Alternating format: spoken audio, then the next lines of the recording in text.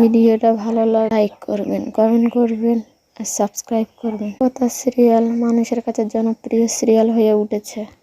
ওদিকে মিহির বাবুকে দেখে নেয় অরুণ বাবু। অরুণ দেখে নিলে চলে আসার সময় মিহির দেখে নেয় যে আমাদের প্ল্যান সব অরুণবাবু শুনে নিয়েছে। বললে অরুণকে অ্যাক্সিডেন্ট করার জন্য গুন্ডা ফিট করে অরুণবাবু মারা যান। সেখানে কথায় এসে অরুণবাবুকে ডাকে মামা মামা বলে খুব কাঁদতে থাকে।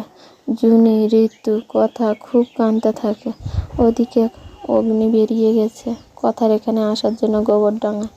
এসে দেখে যে এই অবস্থা, এসে খুব কাঁদতে থাকে। কথা সেখানে যায়, এসে তখন অরুণবাবুকে নিয়ে চলে যায়।